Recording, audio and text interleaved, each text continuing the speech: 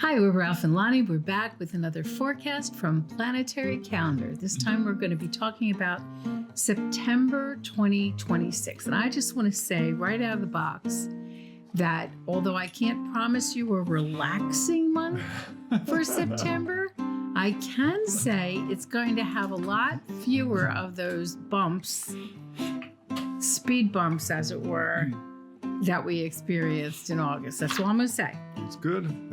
That's nice. We've got some planetary motion. We've got a little bit of voids, not crazy amount. We got, one black box, one white circle. So yeah, exactly. The rest of them seem to be kind of even kilter, but we will look ahead to see what is significant.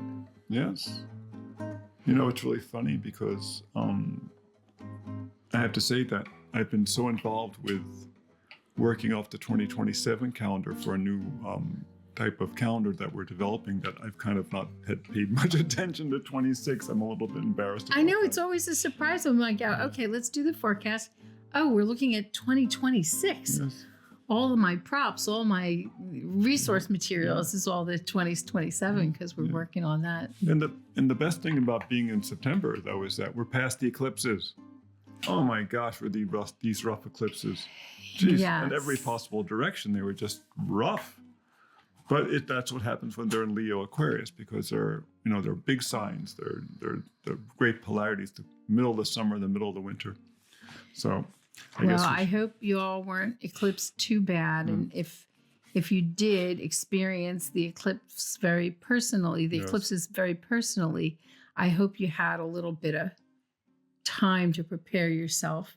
Yes, exactly. After listening to last month's forecast. But we digress. Let's look at September. I have to say, though, that back in the day when we first met, we were at a conference and one of the astrologers, Pluto had just gone through Scorpio, was just ending up Scorpio, and he said he wanted to put T-shirts that said, "I survived my Pluto and Scorpio transit." So do you want to do the August 26 eclipses? Yes, I survived yes. August 2026. You know what? The jury's still out on that. We'll That's see true. what kind of ramifications when we're doing those this, eclipses we're right in the middle of it, and it's been wild so far.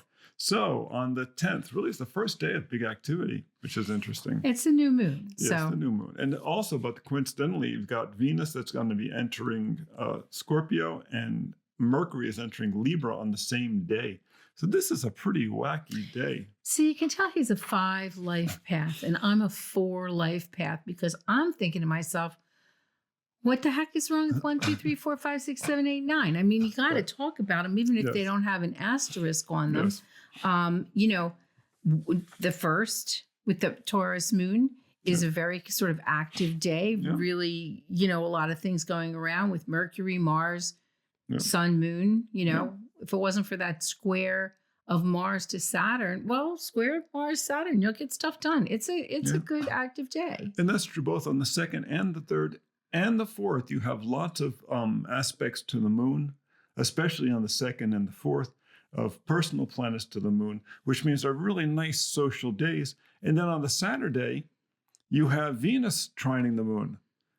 So I mean, whenever you get a lot of planets above the number, which means there's 2 aspects to the moon, you get really nice social days. And that 2nd and that 4th are both really lovely that way. The one in the middle, the 3rd, those are outer planets. A lot of times when you get aspects to the moon from the outer planets, it's as if the outside world's kind of intruding on you. The news tends to be a little I was wacky. using the word invading, but yes, the intruding, that's good. Yeah. But I like the fact that the weekend is, the 5th is, okay, Venus is trying the moon. Take the day off by yourself. Yeah, right. Go exactly. to the spa. Do something just for yourself. Yes. And the same is true with a little different twist to it for that Sunday, because then it's just conjunct Mars. So do something active. Yeah. Go, you rest up and then you do something active. It's kind of a neat It's a nice weekend. It's a very, very nice weekend. And then on the Sunday, you have... it's Labor Day. Right, and you have the moon sextile the sun, which is always nice. And then on the Labor Day, once again, you have another lineup of very social planets above and below. So it may be that it should be a relaxing day, but there's a lot of stuff you have to do. So maybe you're having a picnic, which is, a lot of work. So much better than much harder than reservations. That's right. And then That's you get true. to the 8th. Unless you have the catering truck or the taco truck parked at the park There for you the go. picnic I like that. or Okay. whatever. Come to the house. The 8th, you once again have these very social planets. On the 9th, you have Venus sextiling the moon. So it's really the first, it's get this very, very social beginning of the month, and then you get to the 10th. So let me just hit the highlights for a second, and then Ralph will read the brilliance that we wrote on the top of the calendar. Venus is going to enter Scorpio. Mercury is going to enter Libra, and Uranus is going retrograde. Now, I don't know why we don't have some kind of could be good, could be bad. No, this is just too hectic. We could have even put a black box on that day because there's just so much going on. But I think by filling the box with all the data, you kind of get the idea. So Exactly. you either make it work for you or you don't. hide under the covers. Here's what was written. The day has lots of activities. New moon at the 18 degrees Virgo. So if you have that in your chart, be aware of that. The Sabian symbol for that is a swimming race, which is about working hard to achieve rewards. How Virgoan is that? Sounds about right for back to school and work schedules. Venus enters Scorpio, the eagle, where she can allow herself some privacy after a summer out on display. Mercury enters Libra, taking his time to weigh all the sides of any issue before making a decision. And just what we needed, Uranus turns retrograde at 5 degrees Gemini, which I'm going to feel very personally. External events slow down even more, and we will likely get many mixed messages today. Let's call it sunny with a chance of chaos. Well, and this leads me to a thought. Thank you. This leads me to a thought about connecting degrees of the zodiac, especially in particular signs, to your life path number. Like Ralph is a 5 life path, as I said, and that 5 degrees of Gemini is surely going to trigger something for him. Oh yes, oh yes. It's very prominent in my chart. It's going to be. That'll be a new research project for us. Look for the book. Yes, exactly. How personally can you take this? Now the next day, the 11th, we have that long void. Long void, of course, on the Saturday. Once then, it's a mix of a lot of lunar aspects. The Mercury trine Pluto is it may connect you more to like global events through the news, Well, and it also may solidify your thoughts and ideas, into something real and profound, I might say. You know what I mean? Yeah. So you might be able to use that trine to marry that into reality. Before, when they're in your head, it's just rumblings or ramblings. But, with something steadying, it could be Saturn, it could be Pluto, but it's a stabilizing with that trine. It stabilizes something, maybe crystallizes something for you. Yeah. Well, what's really interesting about this is that on the one day, on the Saturday, Mercury is trine Pluto. So it's Mercury in Libra is now trine Pluto in Aquarius. On the next day, it's Mercury trine Uranus in Gemini. So Mercury, in the course of this transit, is making what's called a grand trine between the air planets. And air is all about communication. It's about ideas being exchanged. And it's Mercury, the planet of communications and ideas being exchanged. And it's also touching, Pluto is touching a lot. Pluto has a lot to do with like the internet. When Pluto was discovered, it was actually the time when a lot of the foundation work was being done. Pluto? Yeah, when Pluto was discovered. Pluto in Aquarius. Oh, I'm sorry. Pluto in Aquarius. Aquarius is one of the 3 mercurial social signs. It's Virgo, Gemini, and Aquarius. So Pluto was discovered at the time when the first modern computers were being developed, right? It also was during the development of the atomic bomb, which is what everyone noticed, but it's actually the computer that affects us a lot more.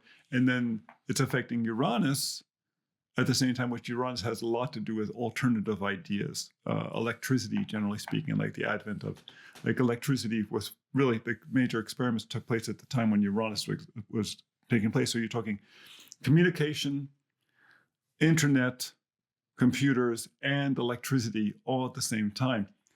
It could be very, very positive. It could also cause burnout. So during this period of time, if you work in the communication field, really watch out for getting overloaded with information, because it could happen very, very fast. Unless you externalize it and get your message out. Yes, well, that would be that would be the strategy, but don't internalize it. I have a 4 life path. I'm the strategy girl. There you are. Yes, you are. So that's kind of an interesting And that combination. prepares us up for that white circle on the 14th, and that has an asterisk. It does. I hope you use the asterisk, because we work a lot. You spend a lot know, of times. and I'm so happy that we switched to the asterisk from the number, because the number was a little bit confusing. Yeah. But this way, you know, there's something to look for. It was a letter. It wasn't a number. Oh, I'm sorry, a letter. How Yes. quickly I forget. Really, I don't. But it was a little bit confusing. Yeah. You didn't necessarily relate it to the footnotes. So this has been working now for a bit. Yes. Okay. The white circle, a good day on the 14th for getting physical work done outside, or maybe you were up for an adventure. And with a Moon-Venus connection, make sure allowing some time to enjoy. Make some time. Make some time to enjoy music or art day. Okay, the musica or arte. See, that sounds nice. He's going to go into full-blown Italian. You watch him. It's been that kind of day. He's had a lot to cope with, and he goes to his mother language. Yes, exactly. Just to part this English thing. Yeah. Then the 15th, there's a bunch going on as well. It is the moon sextile sun again, which is always a very nice harmonious day, right? You got Neptune sextile Pluto, which can only be a good thing. That's true. Because Neptune can simmer the brakes on Pluto and sort of let you see the idealistic side of Pluto, which Pluto has one. Yes. I don't know if you realize that, but he does. And then you've got that Venus square to Pluto. So I think that Neptune is the moderator there. Yeah, but also realize there's this ongoing pattern that's here. Remember, when Neptune is making an aspect to Pluto, that transit's going on for a very long time because they move very slowly. We have had this big configuration going on between these outer planets of all being sextile or trying to each other, and it's showing a lot of global cooperation. And if you follow the news, you see this. It's all different countries that are making all kinds of partnerships and treaties with each other. And it has a lot of the fact that the United States has stepped out of the center of being the global mediator. And so all these other countries are finding other ways to go around us. Yeah. Which is, upsetting at times. But on the other hand, it's good that they're making friends. It's an interesting dynamic. They should go out and play. It's almost like, the parents letting their kids go out in the world to make it on their own. I don't know. We'll see. The 16th is kind of a mixed thing as well. 17th is another one of those very nice social days. So really take advantage because the moon's in Sag. And as you know, if you've read our book, Reclaiming Astrology from the Patriarchy, we tend to believe that the masculine ruling sign of the moon, in other words, the most social sign, is Sagittarius. And if you've known people with Sagittarius moons, it's lovely. It's a wonderful position. It has to do with the geometry. If you haven't gotten the book, you should get the book. It's a little complicated because you have to learn some geometry, but it's really worth it. So the Sagittarius moon is a very positive moon. You have Mercury, Saturn, and Jupiter all making good aspects to the moon. Very good social day, very good external day. If you're working, it's a great day to connect with your coworkers, for instance. And no heavy exact aspects on that aspectarian line there. So you can kind of glide, it's kind of like a glide day with those nice aspects to the moon. Very personal, no hammers. And then on the 18th is the black no box hammers? day, no hammers. The black box day, which is a challenging day. So be prepared to work hard. Well, and it's challenging, I just want to point out, we're looking at the 18th. With Mercury opposite Saturn in strong positions, you may find yourself at loggerheads. With the sun in Virgo square the moon in Sagittarius, you may be questioning whether your decision is based on your head or your heart. And that's really the struggle here. Because although Mercury is a little squirrely, scrambly, whatever, his heart is always in the right place. right? And so You can find he's opposite dad with the Sagittarius, with the Saturn there, so they can be friends. They can be allies. Doesn't the opposition even look like holding hands a little bit? Yes, it does. So, you really have to figure out how to marry that exuberance with that more staid kind of outlook for whatever that endeavor that you're going to do there. And that sun square the moon, that just gives you a chance to look at things from a different perspective. Yeah. So remember, it's the squares that get things done. We always say, "Oh, the squares are tough." Yeah, that's when you get your work done. You don't get the serious, the hard work done when you have trines. The trines kind of allow everything to move along smoothly. Now, we didn't put a frame around that black box because there is a void, of course, but it's not that long, and it's longish, but it's not during kind of the work day. And that's just to give you a little insight about what kinds of things we think about when we're putting these symbols on the calendar, because we're actually working on a non-astrological version of this calendar as well that will give people some guidance about what days are good to start things and do certain kinds of activities. So because you guys are smart, you actually can understand the astrology. Our audience is a very smart audience. It's very intelligent. Most people, they look at the calendar and they get their eyes cross. They look at it, it's just daunting. And these are sometimes intelligent people, but they haven't taken the time to really learn anything about the system. And even now, with a lot of younger generations, a lot of the younger generation are learning it from online, and they're learning it. It's intuitive. Well, the problem is astrology is all based upon stellar geometry. And energy, physical, real energy that is transmitted. You'd think with all the science fiction movies about space travel and things like that they would realize now, that the betrothal line from Venus to the sun, this is real energy. There's energetic flows going on that just because you can't see them doesn't mean they don't affect you. And even Star Trek, the original Star Trek, all the uniforms and even the archetype characters were based upon planetary images. With Kirk always wore, the captain, gold. He wore a gold tunic. I mean, how much more clear can it be that he's the sun? We have talked about doing a book on the astrology of Star Trek in for some over way. 30 years. For 30 plus years, right? And maybe this is the year. I think 2027 is going to be the year. Maybe next year is the year, yes. There you go. I think you're right. There you go. I think you're right. So, okay. Make a comment if you'd like to see that book. That would be nice. By the way, I looked back at my birthday, and I think we should have put nicer aspects on my birthday. So, nevertheless, onward and upward. That's bad enough it's Labor Day. Yeah, I know. So the 19th is just all lunar aspects. The 20th is almost nothing going on except for the square to Mercury. But look at what's happening the day before and the day after. That's how you really tell what's happening on the quiet days. The Monday, the 21st, it's got tons of lunar aspects. The sun trine the moon. Mercury sextile Jupiter. It's a very, very high energy day, kind of a pivotal day. We didn't put an asterisk there, but like I said, you guys are smart, so you should notice that. And then the next day is when the sun enters Libra, which is the fall equinox. The 2 days are equal. And on that day, Saturn's making a sextile to the moon. Jupiter's opposing the moon. And what do we say about it? You wrote something about this. You want me to read it? Yeah, please. The Libra ingress is the fall equinox when the day and night are the same length. Cool astro insight that equal balance of light of dark actually lasts for a couple of days before and after the equinox. Start preparing your body for less daylight hours. That's very important. People just think, oh, it's a switch. You just flip it on and flip it off. But, it's a gradual thing, and you can get ready to really be able to weather the fact that there's less daylight.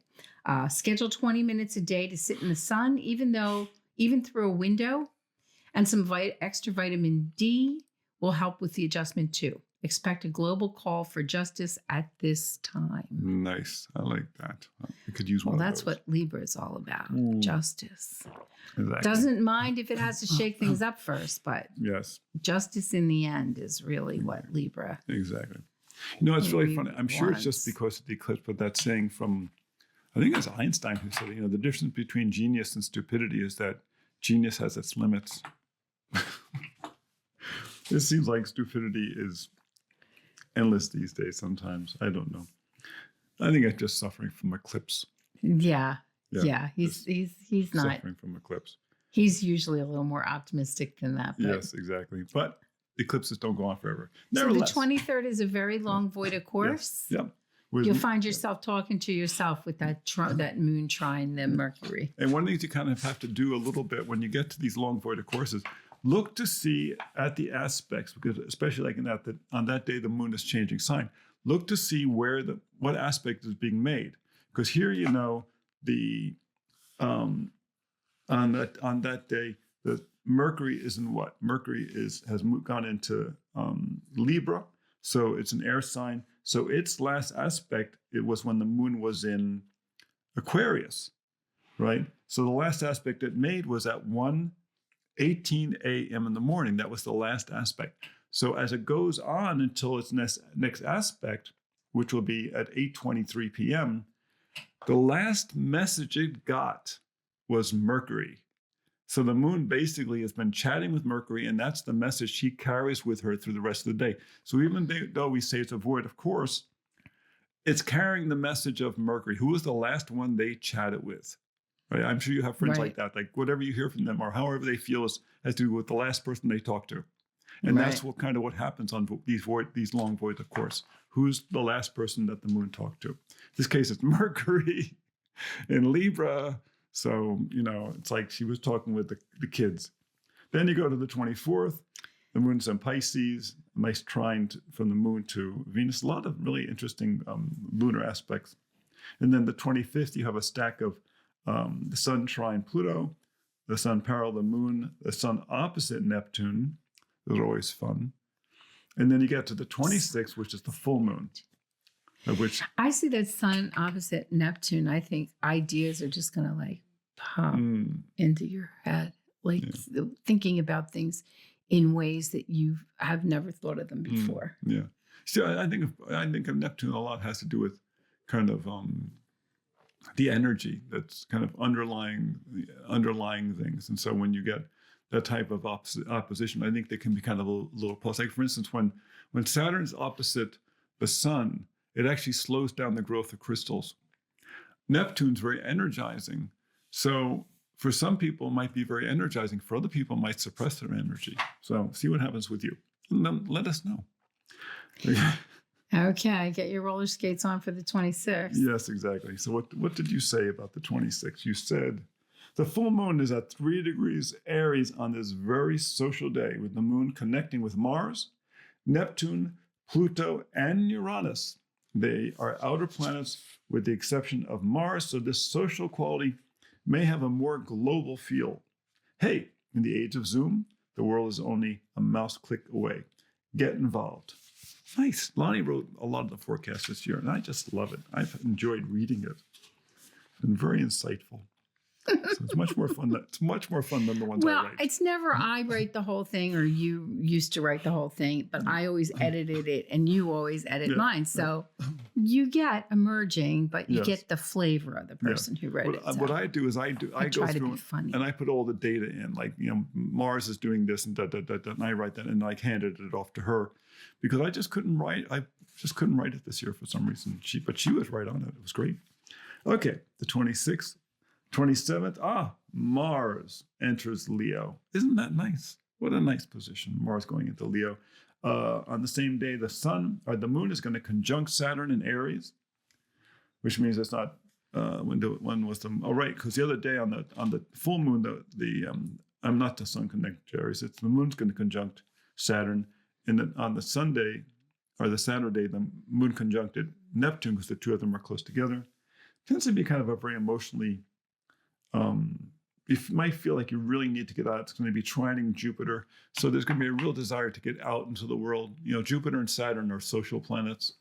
They really, they said, let's go take a walk. Let's go down to the downtown and see what's happening. It's in Aries. I can read the 27th.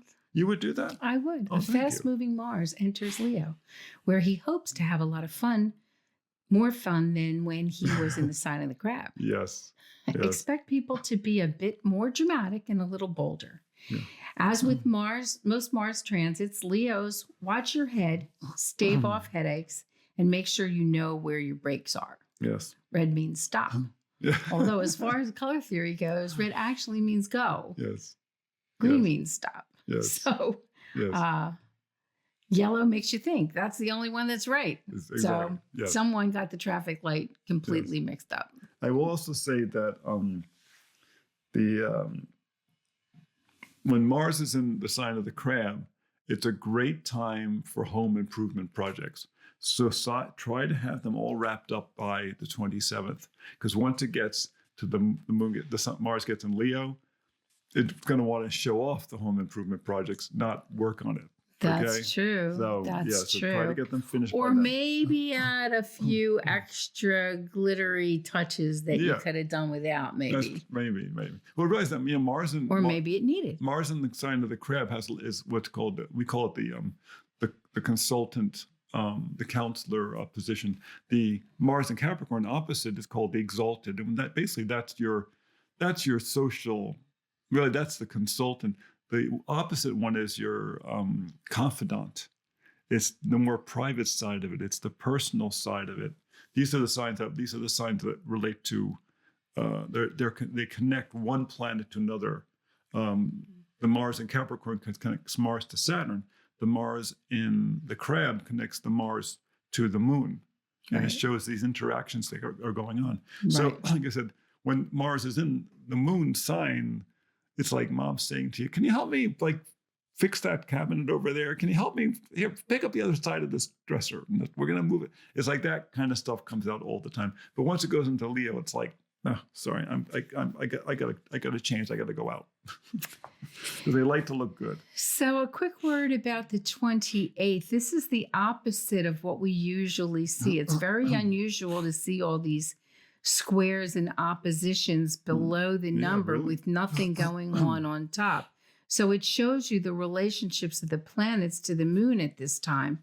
And so Mercury, Mars, Pluto, and then Venus. So 3 out of 4 of those planets are personal planets. Yeah. So watch out for those squares and oppositions tripping you up. Yeah, I'm going to jump ahead to the 30th because we're running a little close on time. Mercury on the 30th, still moving fast, enters Scorpio, the sign of the eagle.